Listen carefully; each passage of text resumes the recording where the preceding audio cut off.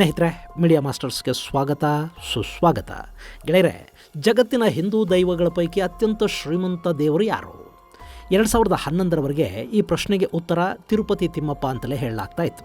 ಆದರೆ 2011ರ ನಂತರ ಕೇರಳದ ಅನಂತ ಪದ್ಮನಾಭನ ಸಂಪತ್ತಿನ ಅನಾವರಣ ಆಯಿತು. ಆ ಬಳಿಕ ತಿರುವನಂತಪುರಂನ ಅನಂತ ಪದ್ಮನಾಭ ಜಗತ್ತಿನ ಅತ್ಯಂತ ಶ್ರೀಮಂತ ದೇವರು ಅನ್ನಿಸ್ಕೊಂಡ.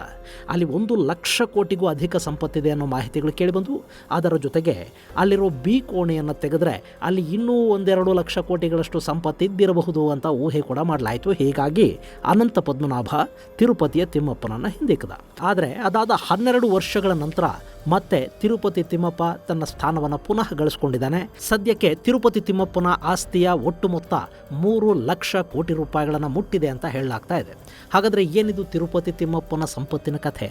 ಇಲ್ಲಿ ವೆಂಕಟೇಶ್ವರನ ಸಂಪತ್ತು ಎಷ್ಟರ ಮಟ್ಟಿಗೆ ಏರಿಕೆ ಆಗ್ತಾ ಇದೆ, ತಿರುಪತಿಯ ಭಂಡಾರದಲ್ಲಿ ಏನೆಲ್ಲ ಇದೆ ಅನ್ನೋದ್ರ ಬಗ್ಗೆ ಒಂದಷ್ಟು ಮಾಹಿತಿಯನ್ನು ನಾವಿಲ್ಲಿ ನೋಡೋಣ.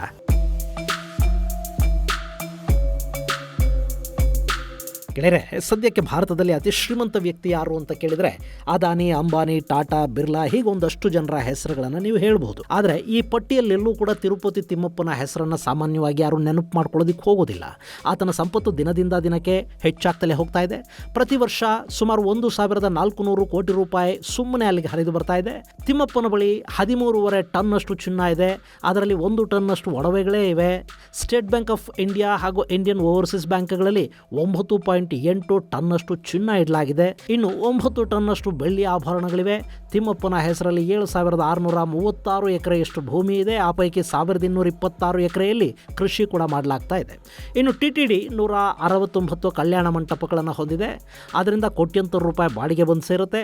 ಹೀಗೆ ತಿರುಪತಿಯ ಆಸ್ತಿಯನ್ನು ಲಿಸ್ಟ್ ಮಾಡಿ ಅದನ್ನು ಮಾರ್ಕೆಟ್ ವ್ಯಾಲ್ಯೂಗೆ ಲೆಕ್ಕ ಹಾಕಿದರೆ ಅದು ಟಾಟಾ, ಬಿರ್ಲಾ, TVSನಂಥ ಕಂಪನಿಗಳಿಗಿಂತಲೂ ಹೆಚ್ಚಿದೆ.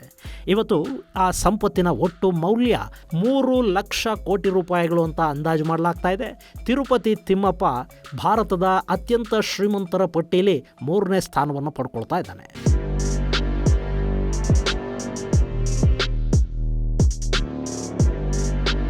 ಸ್ನೇಹಿತರೆ, ತಿರುಪತಿ ತಿರುಮಲ ದೇವಸ್ಥಾನ ಅಂದರೆ TTD 2022ರಲ್ಲಿ ಈ ಮಾಹಿತಿಯನ್ನು ಹೊರಹಾಕಿತು.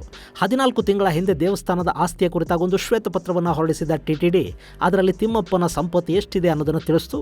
ಅಲ್ಲಿ ತಿರುಪತಿಯ ಸಂಪತ್ತಿನ ಲೆಕ್ಕ ಒಂದು ಕಡೆ ಆದರೆ, ತಿಮ್ಮಪ್ಪನ ಹುಂಡಿ ಇದೆಯಲ್ಲ ಅದೊಂದೇ ವರ್ಷಕ್ಕೆ 1,400 ಕೋಟಿ ರೂಪಾಯಿಗಳಷ್ಟು ಹಣವನ್ನು TTDಗೆ ತಂದು ಕೊಡ್ತಾ ಇದೆ. ಇದು ಸಚಿನ್ ತೆಂಡೂಲ್ಕರ್, ವಿರಾಟ್ ಕೊಹ್ಲಿ ಇವರು ಪ್ರತಿ ವರ್ಷ ಗಳಿಸುವ ಆದಾಯಕ್ಕಿಂತಲೂ ಹೆಚ್ಚು ಅನ್ನೋದು ಗಮನಾರ್ಹ ಅಂಶ. ಇನ್ನು ಹುಂಡಿ ಹಣದ ಜೊತೆಗೆ ದಾನಿಗಳು ತಿಮ್ಮಪ್ಪನಿಗೆ ಕೊಡೋ ಹಣನೇ ಬೇರೆ, ತಿಮ್ಮಪ್ಪನ ಹೆಸರಲ್ಲಿಡೋ ಠೇವಣಿಗಳು ಬೇರೆ. ಇನ್ನು ಇದರ ಜೊತೆಗೆ ಈಗಾಗಲೇ ಠೇವಣಿ ಇಟ್ಟಿರೋ ಹಣಕ್ಕೆ ಬರೋ ಬಡ್ಡಿನೇ ಬೇರೆ. ಹಾಗೆಯೇ ಭಕ್ತರು ಕೊಡೋ ಮುಡಿಯಿಂದ ಕಲೆಕ್ಟ್ ಆಗುವ ಕೂದಲನ್ನು ಮಾರಾಟ ಮಾಡಿದಾಗ ಬರೋ ಹಣ ಅದರದ್ದೇ ಒಂದು ಲೆಕ್ಕ.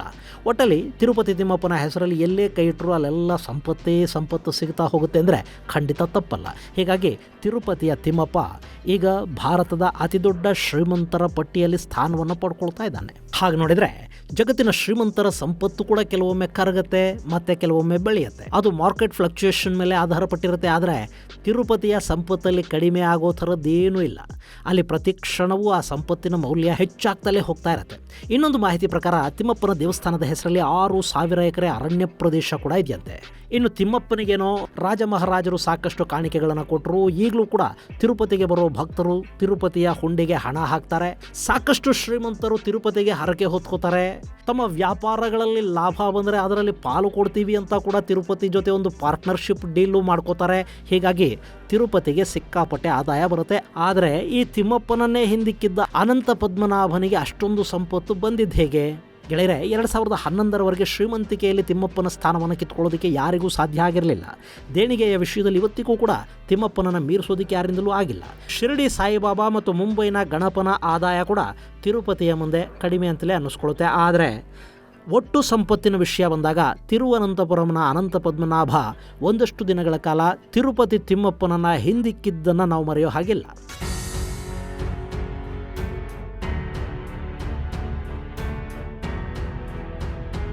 ತಿರುಪತಿಗೆ ವಿಜಯನಗರ ಸಾಮ್ರಾಜ್ಯದ ಕಾಲದಲ್ಲಿ ಸಾಕಷ್ಟು ಸಂಪತ್ತು ದಕ್ಕಿತ್ತು. ಆ ಬಳಿಕ ದಕ್ಷಿಣ ಭಾರತವನ್ನು ಆಳಿದ್ದ ಸಾಕಷ್ಟು ಹಿಂದೂ ಅರಸರು ತಿರುಪತಿಗೆ ಚಿನ್ನಾಭರಣಗಳನ್ನು ಸಂಪತ್ತನ್ನು ಸಮರ್ಪಿಸಿಕೊಂಡಿದ್ರು. ಆದರೆ ಅನಂತ ಪದ್ಮನಾಭನಿಗೆ ಅಷ್ಟೆಲ್ಲ ಆಸ್ತಿ ಯಾರಿಂದ ಬಂತು ಅನ್ನೋ ಅನುಮಾನಗಳು ಮೂಡೋದು ಸಹಜ ಅಲ್ವೇ ಸ್ನೇಹಿತರೆ. 17ನೇ ಶತಮಾನದ ಹೊತ್ತಿಗೆ ತಿರುವನಂತಪುರಂ ರಾಜ್ಯ ಅನಂತ ಪದ್ಮನಾಭನ ಹೆಸರಲ್ಲೇ ಆಳ್ವಿಕೆ ಮಾಡಲ್ಪಡ್ತಾ ಇತ್ತು. ಇಲ್ಲಿ ಗಮನಿಸಬೇಕಾದ ಅಂಶ ಅಂದರೆ ವಿಜಯನಗರದ ಅರಸರು ಕೂಡ ವಿರೂಪಾಕ್ಷನ ಹೆಸರಲ್ಲಿ ಆಡಳಿತವನ್ನು ಮಾಡಿದರು. ಆದರೂ ಅಲ್ಲಿ ಶ್ರೀಮಂತನಾಗಿದ್ದು ತಿಮ್ಮಪ್ಪನೇ ಹೊರತು ವಿರೂಪಾಕ್ಷನಲ್ಲ. ಇನ್ನು ವಿರೂಪಾಕ್ಷನಿಗೆ ಸಮರ್ಪಿತವಾಗಿದ್ದ ಸಂಪತ್ತು ವಿಜಯನಗರದ ಮೇಲೆ ಶಾಹಿ ಸುಲ್ತಾನರು ಮಾಡಿದ ದಾಳಿಯ ಸಂದರ್ಭದಲ್ಲಿ ಕೊಳ್ಳೆ ಹೊಡೆಯಲ್ಪಡ್ತು. ಹೀಗಾಗಿ ವಿರೂಪಾಕ್ಷ ಆರ್ಥಿಕವಾಗಿ ಶ್ರೀಮಂತಿಕೆಯನ್ನು ಪಡ್ಕೊಳ್ಳೋದಕ್ಕೆ ಸಾಧ್ಯ ಆಗಲಿಲ್ಲ. ಆದರೆ ತಿರುವನಂತಪುರಮಲ್ಲಿ ಹಾಗಲ್ಲ. ಅಲ್ಲಿ ಅರಸರು ಅನಂತ ಪದ್ಮನಾಭನನ್ನು ತಮ್ಮ ರಾಜ್ಯದ ಒಡೆಯನನ್ನಾಗಿ ನೋಡಿದರು. ಅವನ ಪರವಾಗಿ ರಾಜ್ಯವನ್ನು ಆಳ್ವಿಕೆ ಮಾಡ್ತಾಯಿದ್ರು. ಹೀಗಾಗಿ ಸಾಕಷ್ಟು ಸಂಪತ್ತು ಪದ್ಮನಾಭನ ಭಂಡಾರವನ್ನು ಸೇರಿತು. ಹಾಗೆ ನೋಡಿದರೆ ಅನಂತ ಪದ್ಮನಾಭನ ದೇವಾಲಯದಲ್ಲಿ ಸಿಕ್ಕಿದ ಚಿನ್ನದಲ್ಲಿ ವಿಜಯನಗರ ಸಾಮ್ರಾಜ್ಯದ ನಾಣ್ಯಗಳು ಕೂಡ ಸಿಕ್ಕಿವೆ.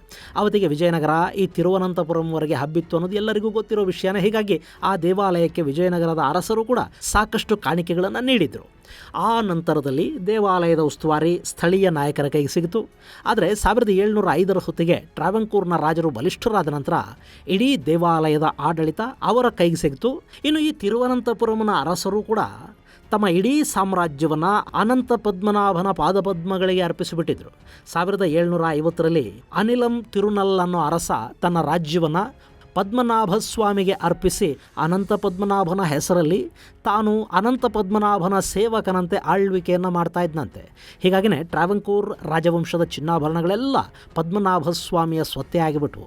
ಇನ್ನು ಇತಿಹಾಸದ ಪುಟಗಳಲ್ಲಿ ದಾಖಲಾಗಿರುವ ಒಂದು ಯುದ್ಧ ಕೂಡ ಇಲ್ಲಿನ ಸಂಪತ್ತು ಹೆಚ್ಚೋದಕ್ಕೆ ಕಾರಣ ಆಯಿತು ಅಂತ ಹೇಳಲಾಗತ್ತೆ. 1790ರಲ್ಲಿ ಟಿಪ್ಪು ಸುಲ್ತಾನ್ ಟ್ರಾವೆಂಕೂರ್ ಮೇಲೆ ದಾಳಿ ಮಾಡ್ತಾನೆ. ಆ ಸಂದರ್ಭದಲ್ಲಿ ಅಲ್ಲಿನ ಅರಸರು ತಮ್ಮಲ್ಲಿದ್ದ ಚಿನ್ನಾಭರಣಗಳನ್ನು ದೇವಾಲಯದಲ್ಲಿ ಅಡಗಿಸಿಡ್ತಾರೆ. ಅವತ್ತು ಆ ಯುದ್ಧದಲ್ಲಿ ಟಿಪ್ಪು ಸುಲ್ತಾನ್ಗೆ ಟ್ರಾವೆಂಕೂರನ್ನ ಗೆಲ್ಲೋದಕ್ಕೆ ಸಾಧ್ಯ ಆಗಲಿಲ್ಲ. ಅಕಸ್ಮಾತ್ ಏನಾದರೂ ಟಿಪ್ಪು ಟ್ರಾವೆಂಕೂರನ್ನು ಗೆದ್ದು ಬಿಟ್ಟಿದ್ರೆ ಅನಂತ ಪದ್ಮನಾಭನ ದೇವಸ್ಥಾನ ಖಂಡಿತ ಅಲ್ಲಿ ಉಳ್ಕೊಳ್ತಾ ಇರಲಿಲ್ಲ ಮತ್ತು ಟಿಪ್ಪು ಸುಲ್ತಾನ್ನ ಖಜಾನೆಗೆ ಭಾರೀ ಪ್ರಮಾಣದ ಸಂಪತ್ತಿನ ಹೊಳೆನೇ ಹರಿದು ಬರೋದಕ್ಕೆ ಸಾಧ್ಯ ಆಗ್ತಾ ಇತ್ತು. ಆದರೆ ಆ ಯುದ್ಧದಲ್ಲಿ ಟಿಪ್ಪು ಗೆಲ್ಲೋದಕ್ಕೆ ಸಾಧ್ಯ ಆಗಲಿಲ್ಲ.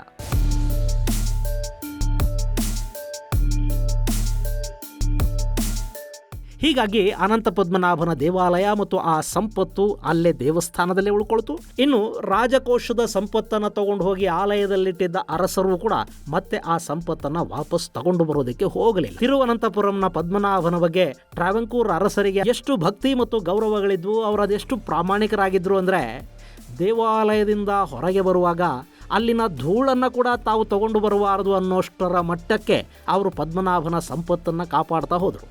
ಇನ್ನು ಈ ಕೇರಳ ಹಿಂದಿನಿಂದಲೂ ಕೂಡ ಅಂತಾರಾಷ್ಟ್ರೀಯ ವ್ಯಾಪಾರಗಳನ್ನು ಮಾಡ್ತಾ ಇದ್ದ ಪ್ರದೇಶ. ಹೀಗಾಗಿ ಅಲ್ಲಿ ಸಾಕಷ್ಟು ಸಂಪತ್ತಿನ ಕ್ರೋಢೀಕರಣ ಕೂಡ ಆಗ್ತಾ ಇತ್ತು. ಹಾಗೆ ಅಲ್ಲಿನ ವ್ಯಾಪಾರಿಗಳು ವರ್ತಕರು ಕೂಡ ತಮ್ಮ ಸಂಪತ್ತಿನ ವೃದ್ಧಿಗೆ ಅನಂತ ಪದ್ಮನಾಭನೇ ಕಾರಣ ಅಂದ್ಕೊಂಡು ತಮ್ಮ ದುಡಿಮೆಯಲ್ಲಿ ಒಂದಷ್ಟು ಪಾಲನ್ನು ಪದ್ಮನಾಭನಿಗೆ ಸಮರ್ಪಣೆ ಮಾಡ್ತಾ ಇದ್ರು. ಇವೆಲ್ಲವೂ ಸೇರಿ ಅನಂತ ಪದ್ಮನಾಭನ ಖಜಾನೆ ತುಂಬ್ತಾ ಹೋಯಿತು. ಅದು 2011ರಲ್ಲಿ ಹೊರಜಗತ್ತಿಗೆ ಗೊತ್ತಾಯಿತು. ಹೀಗಾಗಿ ಅನಂತ ಪದ್ಮನಾಭ ಭಾರತದ ಅತ್ಯಂತ ಶ್ರೀಮಂತ ದೇವರು ಅನ್ನಿಸ್ಕೊಂಡ. ಇನ್ನು ತಿರುಪತಿಯ ವಿಷಯಕ್ಕೆ ಬರೋದಾದರೆ ತಿಮ್ಮಪ್ಪನಿಗೆ ರಾಜ ಮಹಾರಾಜರು ಕೊಟ್ಟ ಆಸ್ತಿಯ ಜೊತೆಗೆ ಜನ ಕೊಟ್ಟ ಕಾಣಿಕೆಗಳು ಕೂಡ ಕಡಿಮೆ ಏನಲ್ಲ. ತಿಮ್ಮಪ್ಪನಿಗೆ ಅಂತಲೇ ಭಾರತದ ಸಾಕಷ್ಟು ಶ್ರೀಮಂತರು ಚಿನ್ನಾಭರಣಗಳನ್ನು, ಹಣವನ್ನು, ಜಮೀನನ್ನು ಇವತ್ತಿಗೂ ಕೊಡ್ತಾ ಇದ್ದಾರೆ. ಇನ್ನು ತಿರುಪತಿ ತಿಮ್ಮಪ್ಪನ ಬಳಿ 6 ಕಿರೀಟಗಳಿವೆ. ಅದರಲ್ಲಿ ಒಂದು ಮಾಜಿ ಸಚಿವ ಜನಾರ್ದನ್ ರೆಡ್ಡಿ ಕೊಟ್ಟಿದ್ದ ಕಿರೀಟ. ಅದನ್ನು ಹೊರತುಪಡಿಸಿ ಆಕಾಶರಾಜ ಕಿರೀಟ ಇದೆ. ಅದಕ್ಕೆ ಸಾಕಷ್ಟು ದೊಡ್ಡ ಪೌರಾಣಿಕ ಹಿನ್ನೆಲೆಯೇ ಇದೆ. ಹಾಗೆಯೇ 1945ರಲ್ಲಿ ದೇವಸ್ಥಾನದ ಆಡಳಿತ ಮಂಡಳಿನೇ ಸ್ವತಃ ಒಂದು ಕಿರೀಟವನ್ನು ಮಾಡಿಸಿತ್ತು. ಅದರ ಬಳಿಕ ಆಂಧ್ರ ಪ್ರದೇಶದ ಮುಖ್ಯಮಂತ್ರಿಯಾಗಿ ಆಯ್ಕೆಯಾದ ಸಂದರ್ಭದಲ್ಲಿ NT ರಾಮರಾವ್ ಬಾಲಾಜಿಗಾಗಿ ವಜ್ರ ಖಚಿತ ಕಿರೀಟವನ್ನು ಮಾಡಿಸಿಕೊಟ್ರು. ಅದು ಸುಮಾರು 4.85 ಕೋಟಿ ರೂಪಾಯಿಗಳಷ್ಟು ಬೆಲೆ ಬಾಳುತ್ತೆ. ಆನಂತರ ವೆಂಕಟೇಶ್ವರ ಹ್ಯಾಚರೀಸ್ ಕಂಪನಿ ಒಂದು ಕಿರೀಟವನ್ನು ಸಮರ್ಪಿಸಿತು. ಅದಾದ ಮೇಲೆ YS ರಾಜಶೇಖರ ರೆಡ್ಡಿ ಆಂಧ್ರ ಪ್ರದೇಶದ ಮುಖ್ಯಮಂತ್ರಿ ಆದ ನಂತರ ಅವರು ಮತ್ತು ಅವರ ಜೊತೆಗಾರರು ಸೇರಿ ಒಂದು ಕಿರೀಟವನ್ನು ತಿರುಪತಿಯ ತಿಮ್ಮಪ್ಪನಿಗೆ ಅರ್ಪಿಸಿದರು. ಇದರ ಜೊತೆಗೆ ನವಯುಗ ಇಂಡಸ್ಟ್ರೀಸ್ ಕೂಡ ಒಂದು ಕಿರೀಟವನ್ನು ಕೊಟ್ಟಿದೆ. ಅಲ್ಲಿಗೆ ವೆಂಕಟೇಶ್ವರ ಸ್ವಾಮಿಗೆ 1945ರ ನಂತರವೇ 6 ಹೊಸ ಕಿರೀಟಗಳು ಸಿಕ್ಕಿವೆ. ಆದರೆ ಇದಕ್ಕೂ ಮೊದಲು ಯಾವ್ಯಾವ ರಾಜರು ಏನೆಲ್ಲ ಆಭರಣಗಳನ್ನು ಅರ್ಪಣೆ ಮಾಡಿದರು ಅನ್ನೋದು ಸ್ಪಷ್ಟವಾಗಿ ಗೊತ್ತಾಗ್ತಾ ಇಲ್ಲ. ಆ ಸಂಪತ್ತು ಕೂಡ ತಿರುಪತಿಯ ಖಜಾನೆಯಲ್ಲಿದೆ.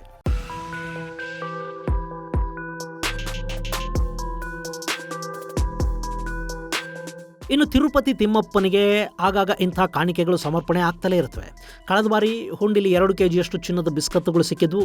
ಇನ್ನು ಅನಾಮಿಕ ಭಕ್ತರು ತಿಮ್ಮಪ್ಪನಿಗೆ ಸಾಕಷ್ಟು ಚಿನ್ನಾಭರಣಗಳನ್ನು ಅರ್ಪಿಸ್ತಲೇ ಇದ್ದಾರೆ.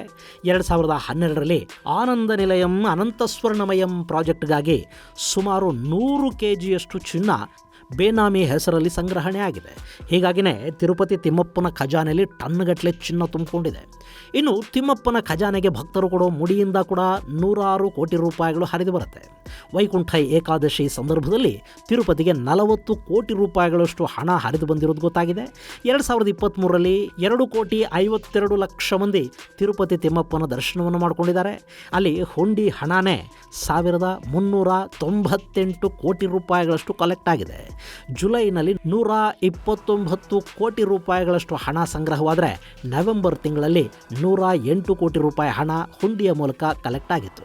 ಹೀಗೆ ತಿರುಪತಿ ತಿಮ್ಮಪ್ಪನ ಸಂಪತ್ತು ವರ್ಷದಿಂದ ವರ್ಷಕ್ಕೆ ಹೆಚ್ಚಾಗ್ತಲೇ ಹೋಗ್ತಾ ಇದೆ. ಅದರ ಜೊತೆಗೆ TTD ನಡೆಸ್ತಾ ಇರೋ ದೇವಾಲಯಗಳು ಕೂಡ ದಿನದಿಂದ ದಿನಕ್ಕೆ ಹೆಚ್ಚು ಆದಾಯವನ್ನು ಗಳಿಸ್ತಾ ಇದ್ದು ತಿರುಪತಿಯ ಆದಾಯವನ್ನು ಸಂಪತ್ತನ್ನು ಇವು ಹೆಚ್ಚಿಸ್ತಾ ಇವೆ.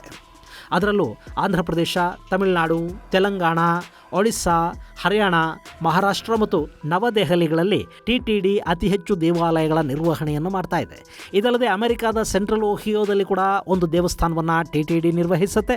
ಇದೆಲ್ಲ ಕಾರಣಗಳಿಂದ ತಿರುಪತಿ ತಿಮ್ಮಪ್ಪ ಜಗತ್ತಿನ ಅತ್ಯಂತ ಶ್ರೀಮಂತ ಹಿಂದೂ ಭಗವಂತ ಅನ್ನಿಸ್ಕೊಂಡಿದ್ದಾನೆ. ತಿರುಪತಿ ತಿಮ್ಮಪ್ಪನಿಗೆ ಬರೀ ಹಿಂದೂಗಳು ಮಾತ್ರ ಭಕ್ತರಲ್ಲ, ಆತನ ಭಕ್ತರ ಪಟ್ಟಿಯಲ್ಲಿ ಕ್ರೈಸ್ತರು ಇದ್ದಾರೆ, ಮುಸಲ್ಮಾನರಿದ್ದಾರೆ, ಸಿಖ್ಖರಿದ್ದಾರೆ, ಜೈನರಿದ್ದಾರೆ, ಬೌದ್ಧರಿದ್ದಾರೆ. ಹೀಗೆ ಜಗತ್ತಿನ ನಾನಾ ಮತಾವಲಂಬಿಗಳು ಕೂಡ ತಿರುಪತಿಯ ತಿಮ್ಮಪ್ಪನನ್ನ ತಮ್ಮ ಆರಾಧ್ಯ ದೈವವಾಗಿ ಪರಿಗಣಿಸ್ತಾ ಇದ್ದಾರೆ.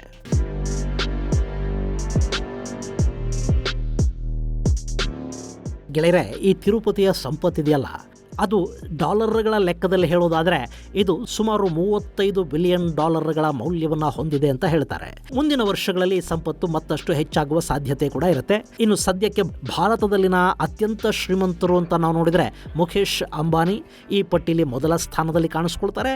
ಅವರ ಸಂಪತ್ತು $83.4 ಬಿಲಿಯನ್. ಇನ್ನು ಎರಡನೇ ಸ್ಥಾನದಲ್ಲಿ ಅದಾನಿ ಇದ್ದಾರೆ. ಅದಾನಿಯ ಸಂಪತ್ತು $47 ಬಿಲಿಯನ್ ಅಂತ ಹೇಳಲಾಗ್ತಾ ಇದೆ. ಈಗ ಅಂದ್ರೆ ಮೊನ್ನೆ ಸುಪ್ರೀಂ ಕೋರ್ಟ್ ಹಿಂಡನ್ಬರ್ಗ್ ವರದಿಯನ್ನ ನಿರಾಧಾರ ಅಂತ ಹೇಳಿದ ಬಳಿಕ ಅದಾನಿ ಕಂಪನಿಗಳ ವಿರುದ್ಧ SIT ತನಿಖೆಯ ಅಗತ್ಯ ಇಲ್ಲ, ಸೆಬಿ ತನಿಖೆ ಮಾಡಿದರೆ ಸಾಕು ಅಂತ ಸುಪ್ರೀಂ ಕೋರ್ಟೇ ಹೇಳಿದ ನಂತರ ಅದಾನಿಯ ಸಂಪತ್ತಿನ ಪ್ರಮಾಣ ಮತ್ತಷ್ಟು ಹೆಚ್ಚಾಗಿದೆ. ಈಗ ಮುಖೇಶ್ ಅಂಬಾನಿ ಮತ್ತು ಅದಾನಿ ಹೆಚ್ಚು ಕಡಿಮೆ ಸರಿಸಮಾನ ಅನ್ನೋಷ್ಟರ ಮಟ್ಟಿಗೆ ಬಂದಿರೋ ಸಾಧ್ಯತೆಗಳು ಕೂಡ ಇರುತ್ತವೆ. ಈ ಇಬ್ಬರನ್ನ ಹೊರತುಪಡಿಸಿದರೆ ಭಾರತದ ಅತ್ಯಂತ ಶ್ರೀಮಂತ ಅಥವಾ ಅತಿ ಹೆಚ್ಚು ಸಂಪತ್ತು ಅಂತ ಅನ್ನಿಸ್ಕೊಳ್ಳೋದು ತಿರುಪತಿ ತಿಮ್ಮಪ್ಪನ ಸಂಪತ್ತು. ಹೀಗಾಗಿ ತಿರುಪತಿ ತಿಮ್ಮಪ್ಪ ಭಾರತದ ಶ್ರೀಮಂತರ ಪಟ್ಟಿಯಲ್ಲಿ 3ನೇ ಸ್ಥಾನವನ್ನು ಪಡ್ಕೊಳ್ತಾ ಇದ್ದಾನೆ. ಇದು ಗೆಳೆಯರೆ, ತಿರುಪತಿ ತಿಮ್ಮಪ್ಪನ ಸಂಪತ್ತು 3 ಲಕ್ಷ ಕೋಟಿಯನ್ನ ಮುಟ್ಟಿರುವುದರ ಕುರಿತಾದ ಒಂದಷ್ಟು ಮಾಹಿತಿ. ಮುಂದಿನ ಸಂಚಿಕೆಯಲ್ಲಿ ಮತ್ತಷ್ಟು ವಿಶೇಷಗಳ ಜೊತೆ ಮತ್ತೆ ಭೇಟಿಯಾಗೋಣ. ಅಲ್ಲಿವರೆಗೆ ಜೈ ಹಿಂದ್, ಜೈ ಕರ್ನಾಟಕ.